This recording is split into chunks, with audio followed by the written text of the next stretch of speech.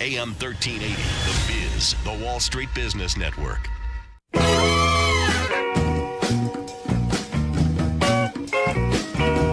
Are you one of the 9 million Floridians living in a community managed by a property manager or HOA? If you've ever wondered what your rights are as a resident or what your role is as a volunteer board member, you've come to the right place.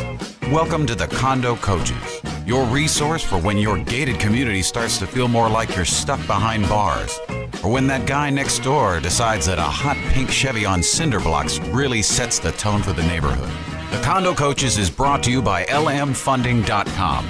Find the Condo Coaches online at thecondocoaches.com. And now your host, Johnny Torres. Hey, everybody. Thank you so much for listening. The Condo Coaches radio show coming to you from whenever, wherever you may be listening or watching our show. Again, if you do want to join us live, we record the show every day just after 1 o'clock at facebook.com/The Condo Coaches. That's facebook.com/The Condo Coaches.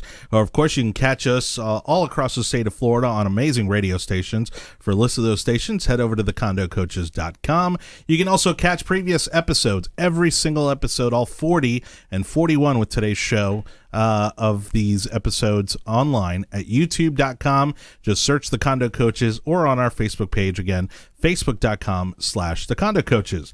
For those of you listening for the first time, we are a team of volunteers sharing our expertise here on how to run your community or homeowner association effectively, efficiently, and on budget, which means that every week joining me is head coach Dean Akers. Hey, Johnny, how are you doing? Doing excellent, but of course, a little somber because we've been watching over the entire weekend just the utter devastation happening across Texas. Of course, as the media tends to do, they're focusing on the bigger animal in the situation, which is the city of Houston. But I know, locally I have a friend who actually has family in Rockport who was actually directly hit. They were almost the landing point for Hurricane Harvey. And we're just seeing things come across television and social media that honestly we haven't seen since Katrina. Right. And in some cases, maybe even worse so. I mean, we're seeing highways, freeways flooded to where, to levels we've never seen. And so, again, for those of you listening, please take a moment if you can to, reach out to the Red Cross, make a small donation there. We were also talking just before the show. We may be working in collaboration with a fundraiser that may be happening in the next couple weeks. And so if we are able to get that put together, then we'll certainly share the details on that event. But again, we want to try to encourage all of you whenever and however possible to support the relief that's going to be severely needed because they're still getting pummeled by rain. Oh, yeah. And some of it's incredible, because we see social media as such a luxury, but it's in times like these when we see terrorist attacks, when we see natural disasters, where these tools that we've been given and are so fortunate to have with the internet just be incredibly powerful because they are able to convey what's really happening on the ground in these areas. I mean, the one image that's going viral is, of course, that retirement community, the hospice that was flooded. And, and the people were... Yeah, they're all, waist deep in water and basically waiting to be rescued. And so we're going to continue to see, obviously, things like that come across. And, it's really why we also do this show.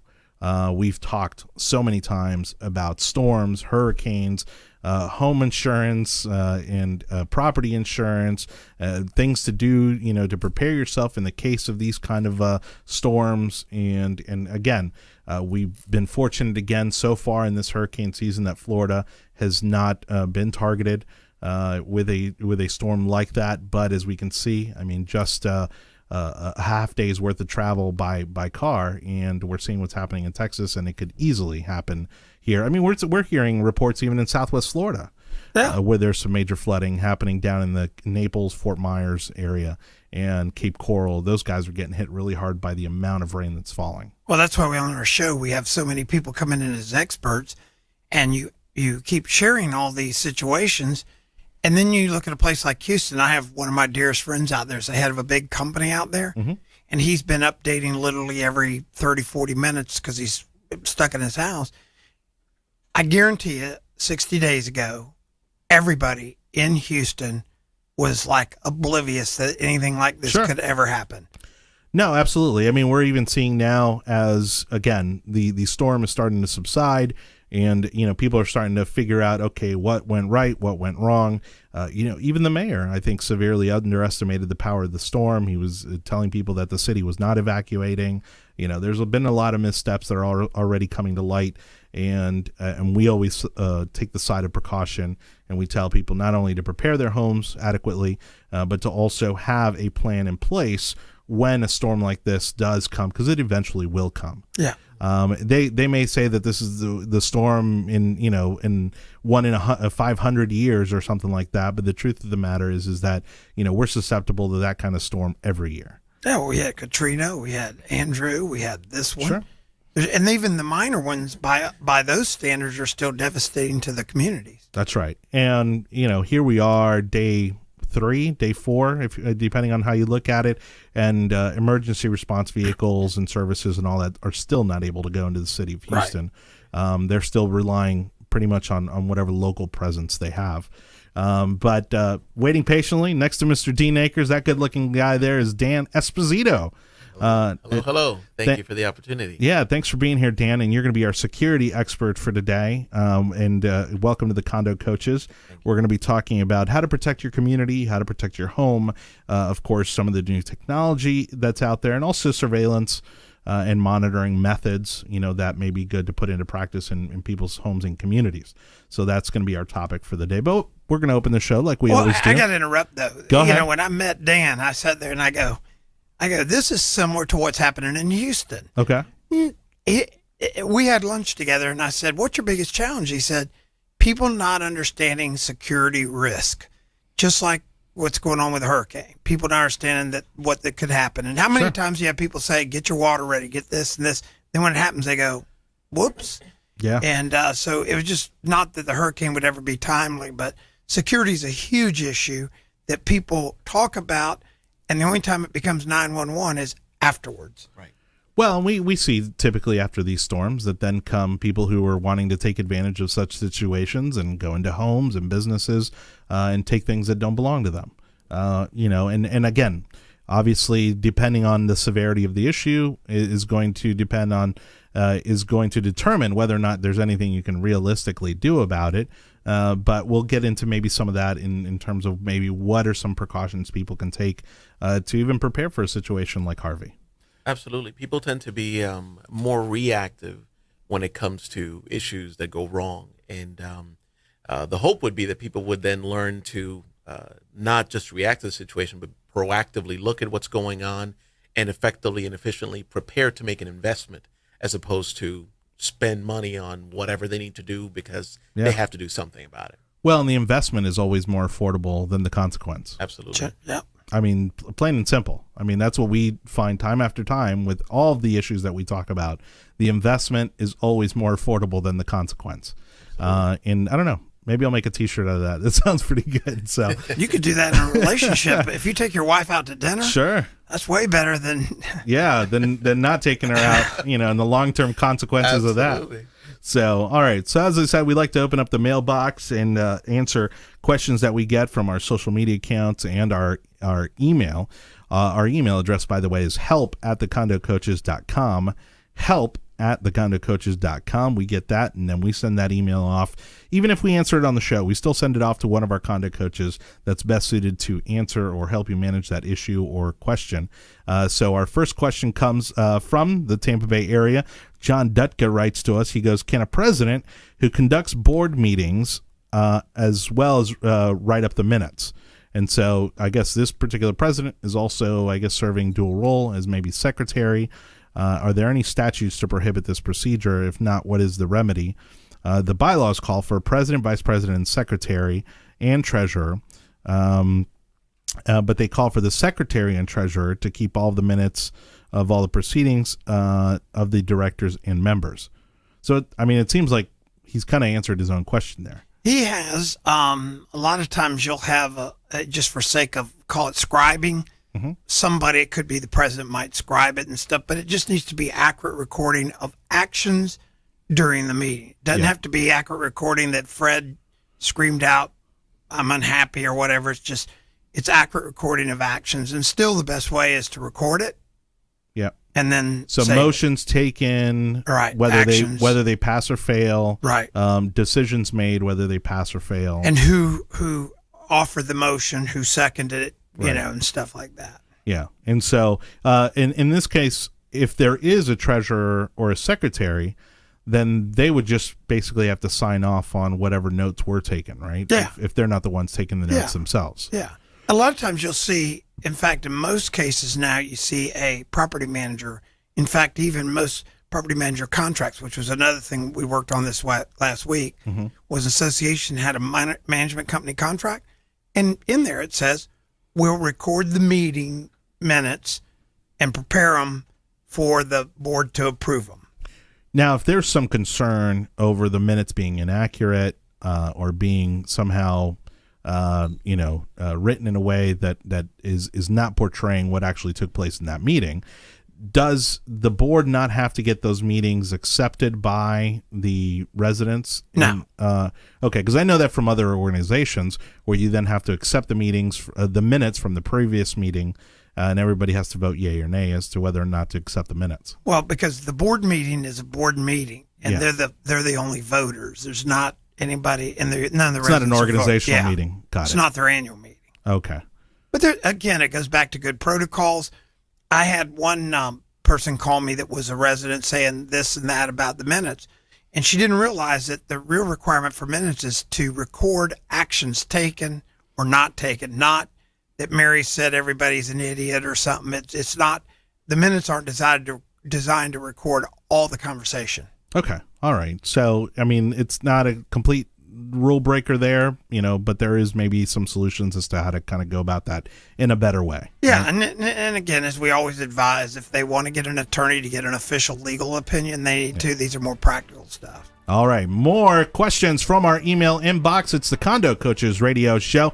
Head coach Dean Akers, security coach Dan Esposito coming back for segment 2 right after this.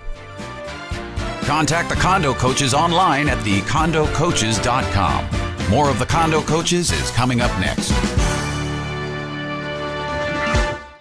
It only takes a minute to find out if you may have prediabetes, and you can do it at doihaveprediabetes.org.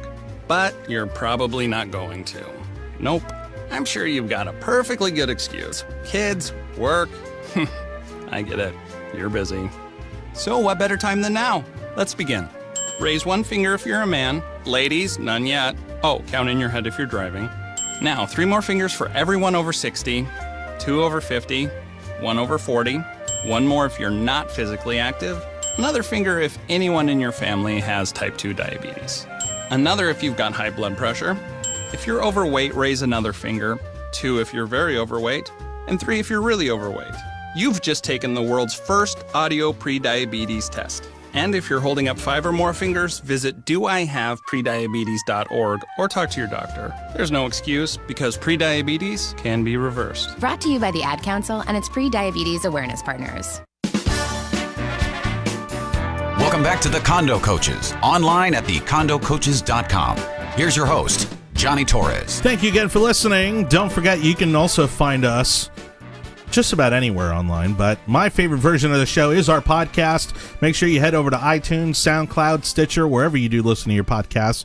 Podcasts are like the hot new thing, right? Because it's like the Netflix or Amazon Prime, but for audio, for radio shows. And so lots of people listening to podcasts more and more. And so we'd love for you to subscribe to our podcast. Very easy to find again on iTunes, SoundCloud, Stitcher, and make sure you subscribe. But you can find every episode on there as well and listen to the Condo Coaches on your commute. On your way to and from work. Now, if you do happen to want to listen to the show live on the weekends on one of the great radio stations that we broadcast on, regardless of which station you listen to throughout the state of Florida, they all broadcast on the iHeartRadio app. And so you can also download the app and listen to us live on your favorite radio station and take it anywhere you want to go. So it's, again, the Condo Coaches radio show. We're tapping into our email inbox, and we got a few great questions today. This next one is coming from Beverly Eiffel. Beverly says she's an owner at Equestrian Park, and she says that she needs help with the following issues. that she's having with not only the HOA board, but also the property management company. So this is a double whammy here. They said that the personal expenses are being included in the maintenance and handyman salary of over $80,000 without explanation.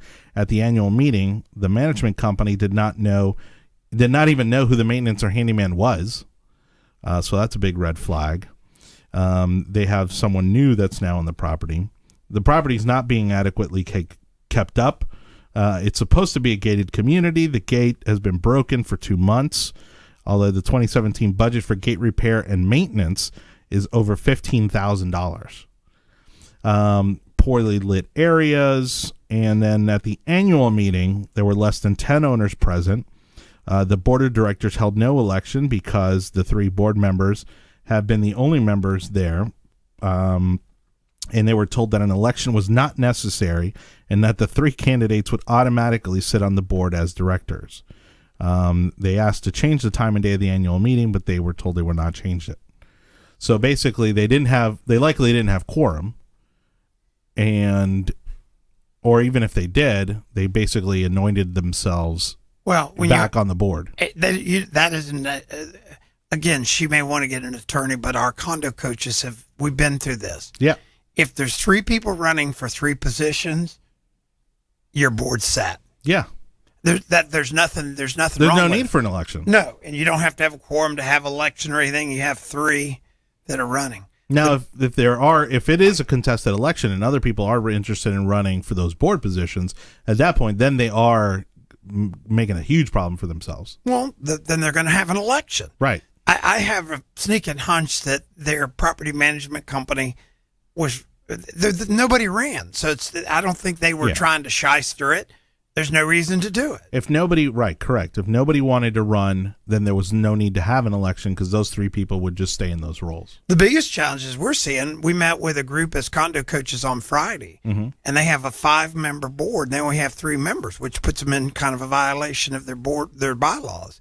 And so we're working with them to come up with a way to create engagement in the community to have people to want to be on the board. Yeah.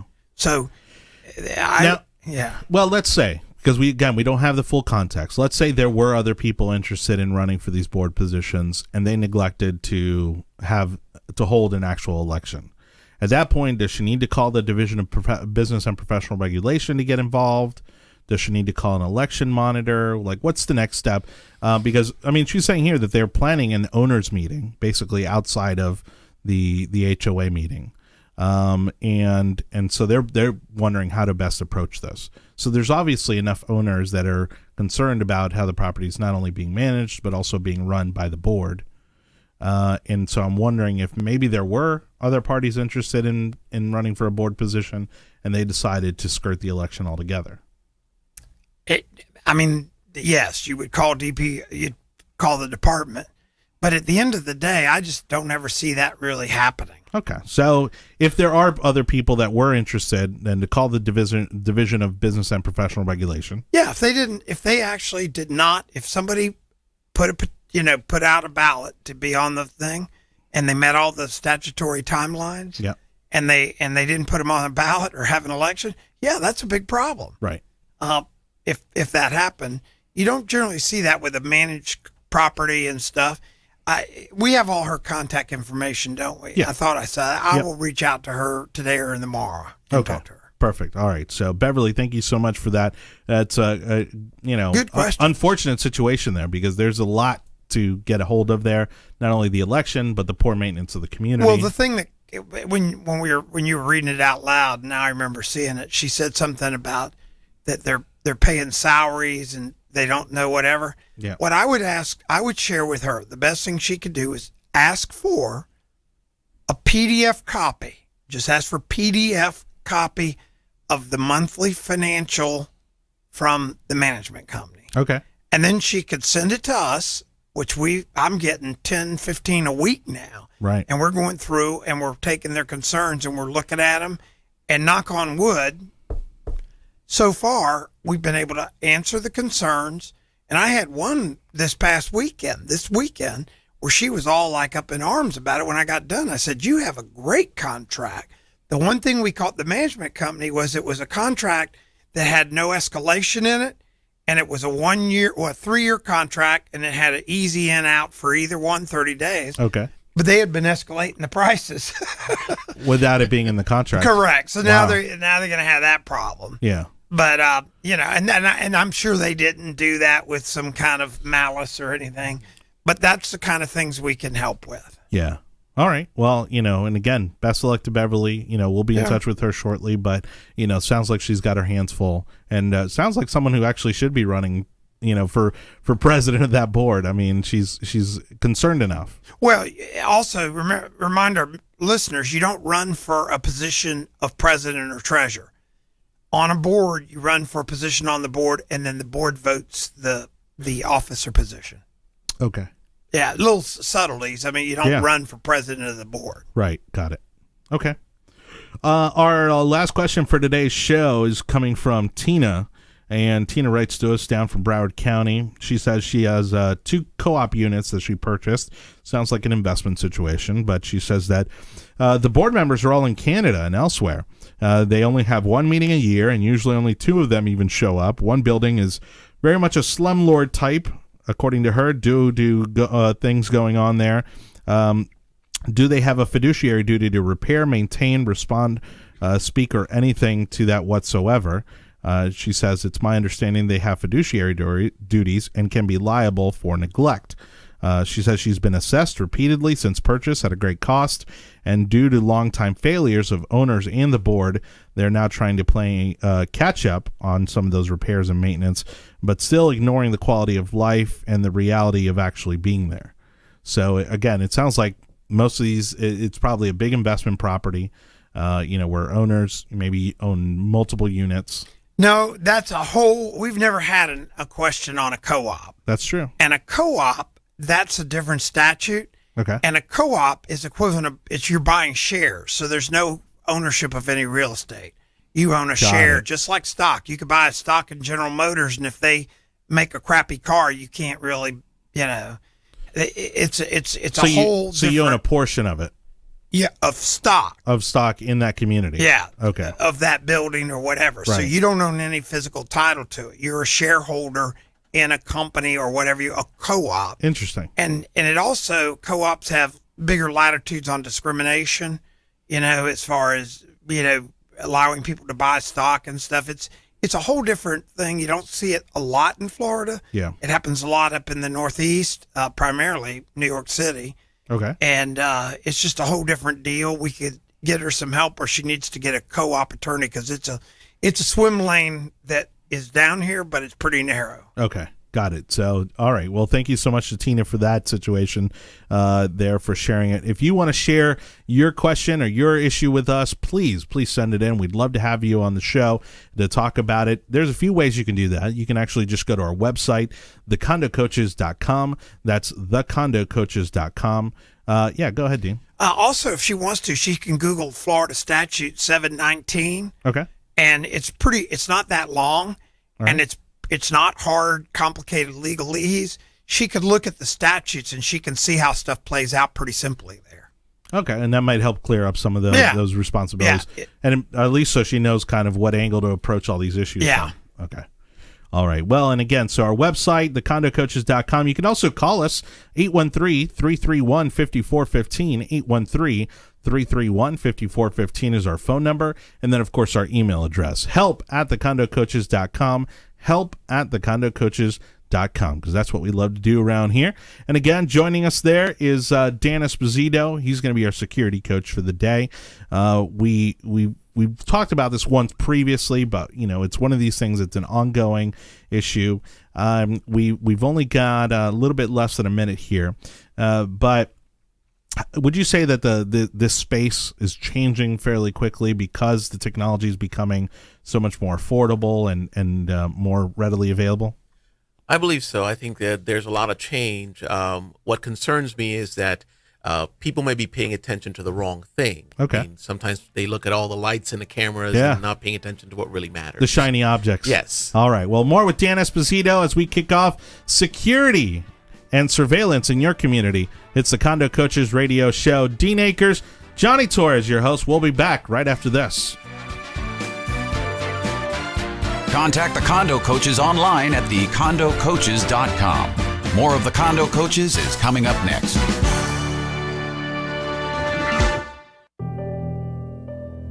Life is full of bittersweet transitions.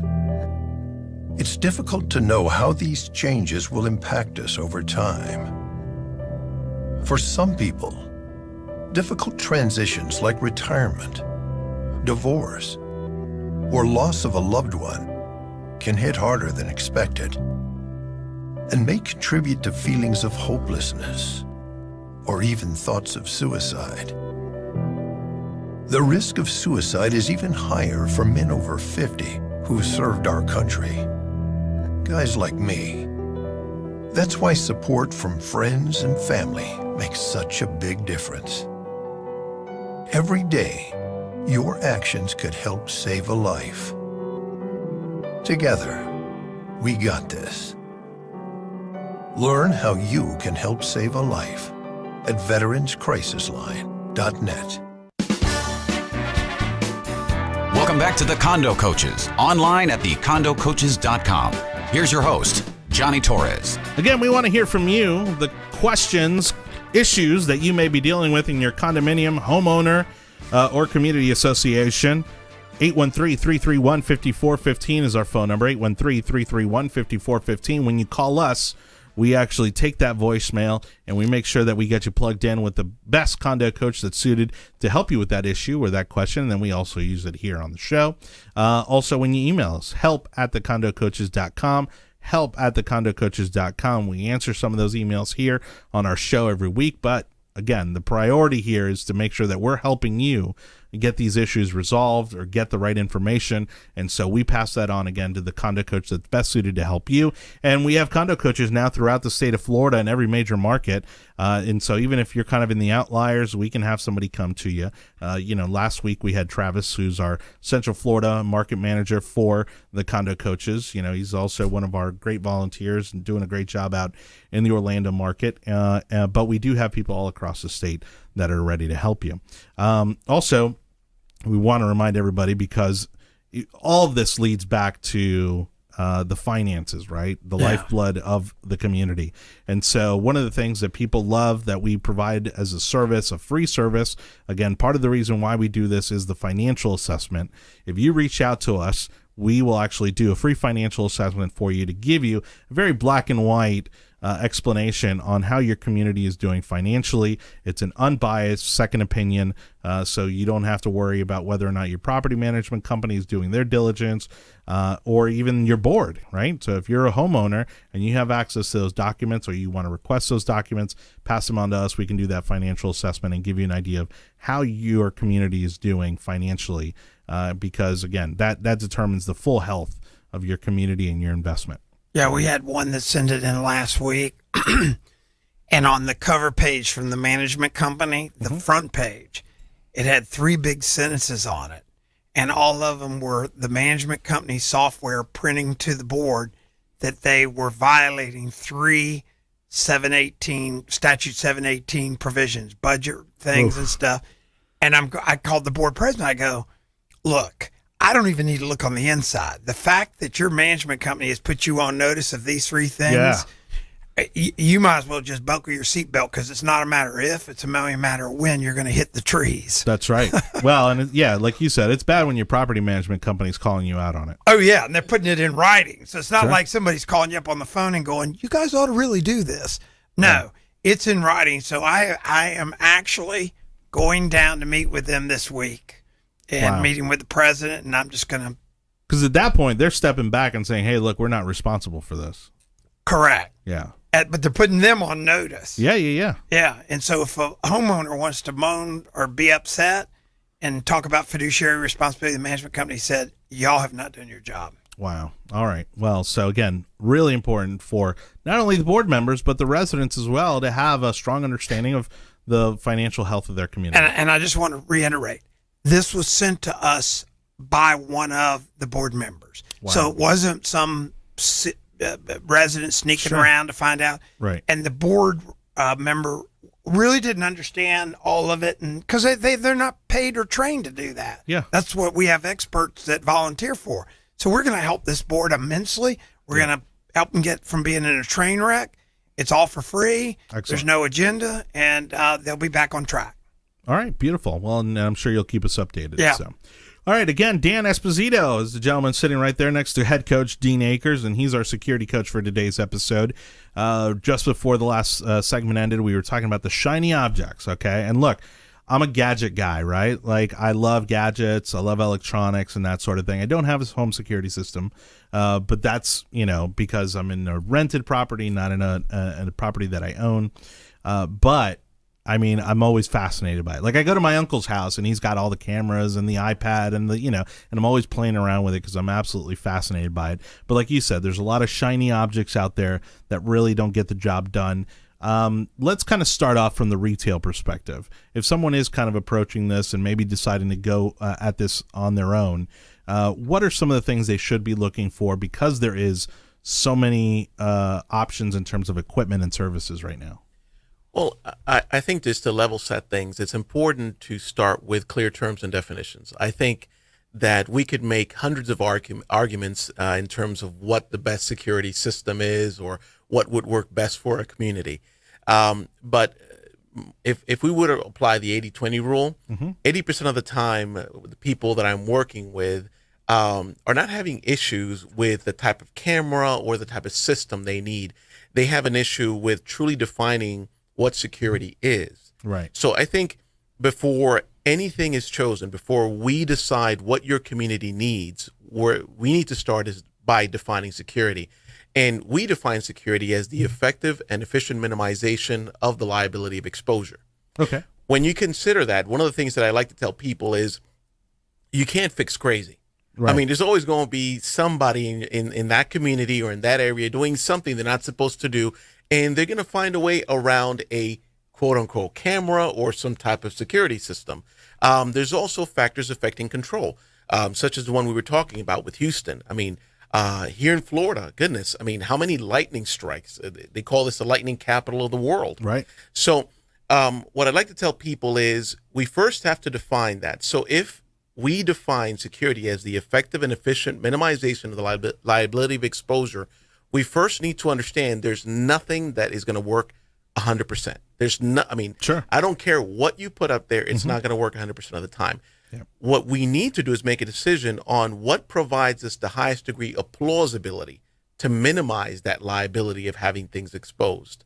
So when we begin to talk in those terms, we stay away from, wow, there's that shiny object, or for what I... Yeah, it's like infrared and night Exactly. vision. And I mean, how many people tell me, I want retinal scans and I want facial recognition. I want the stuff in the Pentagon and Fort Knox. Right. And I mean, there's a lot of stuff out there that's like that. Yeah. But I would say, 10% of the time, you may need something like that, which, and I'm using that very loosely. Right. Rarely, if ever, does a community need that. Sure, it's excessive. Exactly. Well, and going back to that, it reminds me of one of my favorite movies, which is Fight Club, and in Fight Club, they say it's the appearance of safety. Right. And so I think oftentimes people become obsessed with the appearance of safety. The debate in one of the communities I did live in and own a home in was obsessed with the debate of whether or not to have security cameras at the gated entry, right, recording the license plates and, Absolutely. And then it's like we had a gated entry and then they wanted to have a security patrol. And it's like, okay, well, none of that is actually truly preventing the crime, or crime from happening. Yeah. It's, because again, as we were talking off the air before the show started, once it's happened, it's happened. Like there's not much you can do after that. The property's been stolen or damaged or whatever the situation might be. Here's a very interesting point, and I thank you for sharing that. HID, they came out with a white paper report they conducted. It was called The State of Access Control and Security in the U.S., and it was a 3-page paper, and there was 2 major things that came out from it that really captured my attention. And one of the questions that was asked in this survey and research they did was, how much money do you think will be spent in the year 2020 in security? And I like to ask this question when I go and talk to boards, and usually people are talking about millions or thousands. The report showed that right now we're in pace to spending or wasting $10 billion in security. Now, that was not the kicker. The kicker was that a lot of this money is being spent in subpar, outdated technology, which is leading to a false sense of security. And I quote that, false sense. So this whole idea of having gates, of having all of these type of things, we do need technology, but we need more things. Now, I personally work with Envera Systems, and one of the things that we personally focus on is the importance of assessing whatever goes up, because people are just thinking, I slap a camera here, I slap a camera there, and that's going to fix it. But what we really need more than that is people that are going to be able to assess if what I'm putting up there is going to work consistently, predictably, and repeatably. And is it going to free my time from wasted resources, wasted time, wasted productivity? We have thousands of millions of dollars being spent in reactive type of measures instead of thinking ahead of time in terms of an investment. Well, and again, I mean, even where I live now, it's a single family home community, but we got the security patrol guy that comes around for a few hours every night. Of course, people are still getting their cars broken into, and sometimes it's because they simply just leave them unlocked. You know, so like it's some common sense things, right? But even having the guy patrol the hours, and then, you know, everybody, when somebody's car gets broken into, everybody's like, well, where was the security patrol? Well, he's here from 11 to 4, and so it must have happened at 5, or it must have happened at 10, or, you know, and so again, it's that false sense of security that you're protected when in actuality you're not, and so, you know, is a gate really going to deter, you know, people from doing that when you can just jump over, you know, a small little hill of landscaping, you know, or you can just tail somebody in through that gate, you know, and then you have those who've gotten way overboard, and now you have like 3 gates, you know, that you have to go through. Card trap after card trap. Yeah, exactly. It's, you know, and then yet they're still scratching their heads as to why, you know, people's things get broken into or vandalized and that sort of thing. Absolutely. In the field of security, there's an acronym that we use called CPTED, CPTED, and it stands for Crime Prevention Through Environmental Design. And one of the things we try to explain in a lot of our communities is that, yes, we could talk about monitoring your gate entry, which is what we do very well with, you know, virtual guards and all that. We could put cameras here. We could do active video surveillance. But sometimes what you need is a floodlight, or you may need your landscaper to work with you to be able to trim those hedges and thin them out. Interesting. I was working with a community where we actually put our system in there. They wanted 8 cameras in there. And I remember talking with them and saying, what is the issue? I said, well, I mean, they're hiding these bikes behind bushes. And I said, okay, well, wait a second.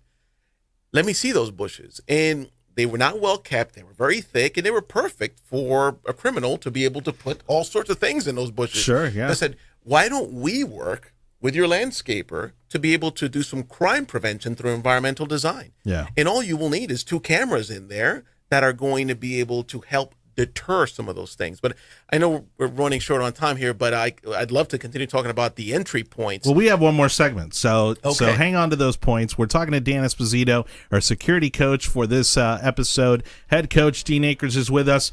Your community surveillance, security, and monitoring. We'll be talking more about this in the next segment. Again, for more on this topic, make sure you follow us online at facebook.com/the Condo Coaches, or even twitter.com/the Condo Coaches. We'll be back. Contact the Condo Coaches online at thecondocoaches.com. More of the Condo Coaches is coming up next.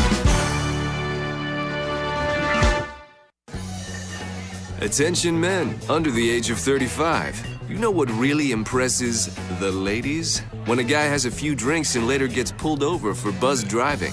That could cost you around $10,000 in fines, legal fees, and increased insurance rates. There goes let's grab dinner and a movie. Oh, I know. You drive more carefully when you're buzzed. You've proven that hundreds of times. A woman admires that kind of confidence. And you've practiced how to speak if a cop does pull you over. Slowly, clearly, and politely like, "Good evening, officer." A woman admires that kind of foresight. And what woman doesn't find it adorable that you call it buzzed even though the law calls it drunk? You could kiss $10,000 goodbye, along with any chance of having a girlfriend. Because nothing says I'm a catch more than a guy who lives in his parents' basement and calls it my place. Buzzed, busted, and broke. Because buzz driving is drunk driving. A message from the National Highway Traffic Safety Administration and the Ad Council. Welcome back to the Condo Coaches, online at thecondocoaches.com. Here's your host, Johnny Torres. Thank you again for listening, watching, whenever, wherever you may be doing so. And if you happen to miss any part of this or any other episode, you can also catch every single Condo Coaches episode at youtube.com/the Condo Coaches, youtube.com. You actually just search for the Condo Coaches, or you can also go to facebook.com/the Condo Coaches, click on the videos, and you'll find every episode there. Now 41 episodes and much more than that in terms of other small like videos and snippets and stuff that we've put together. And so ever inching so closer to that 1 year mark that we're really excited about. It's been a lot of fun to do this. And of course, we always try to bring in phenomenal guests like Dan Esposito, who's joining us today. Our security coach. We were talking again about being proactive and being preventative, in terms of approaching your community's security and the measures that you put in place. And so, that's certainly a great approach, in terms of working with the landscapers, what you were talking about towards the end of the last segment there. What do you do in that situation? I mean, where you have the gate, right? Where people can punch the code and be let in, and you get the tailgaters and that sort of thing. What are that's obviously very common, right? Mm-hmm. Especially here in Florida. What are some other maybe actions or steps that could maybe make that more effective in terms of preventing crimes, intruders, that sort of thing? Yeah, that's a really good question. So it starts with you assessing and getting knowledge, okay?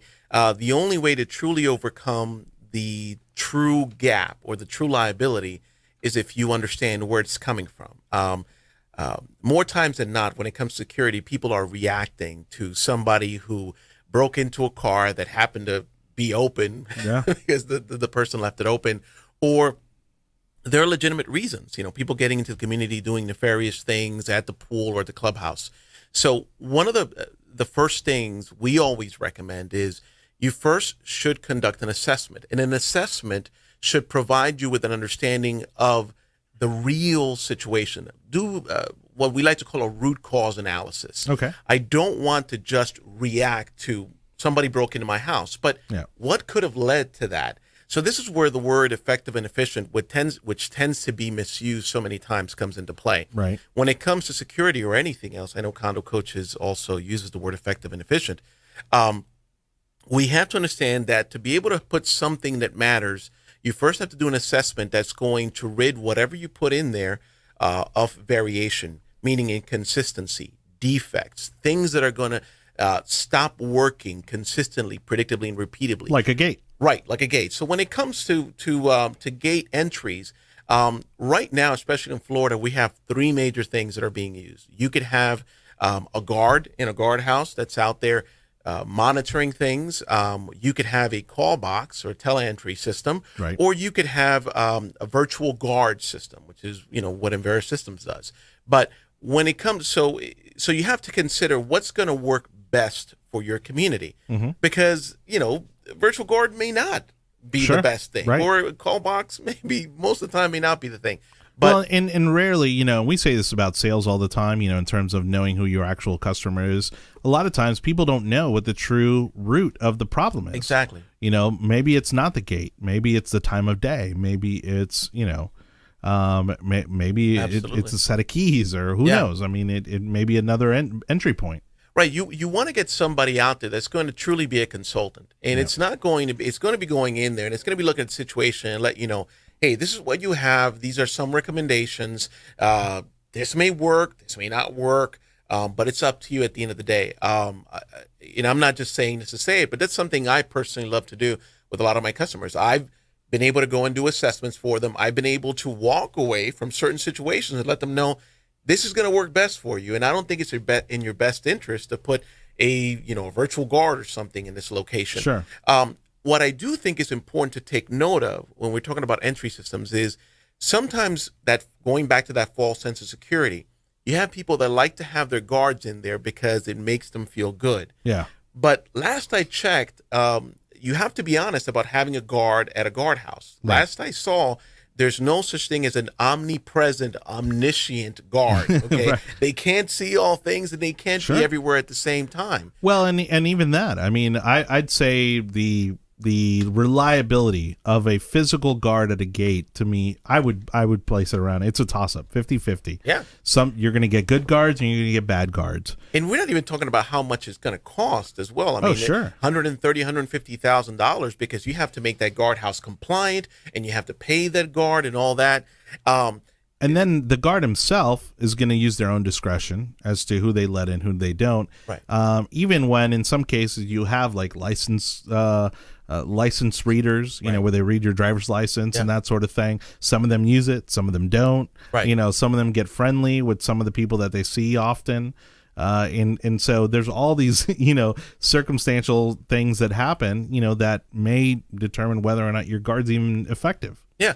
And if I can give you an example here, I mean, you can have one of those virtual guard kiosks. Okay. All right. So tell me a little bit about that. What's a virtual guard? Because that's new to me. So when we're talking about virtual guarding, we're talking about being able to have somebody who has the ability to see much more for a fraction of the cost of having a guard there. Okay. And there's a greater amount of accountability that comes with it as well, because you can monitor what the transaction was and whatnot. So when it comes to what... By the transaction, you're saying at the point of entry. At the point of entry, Okay. Yes. Thank you very much for clarifying.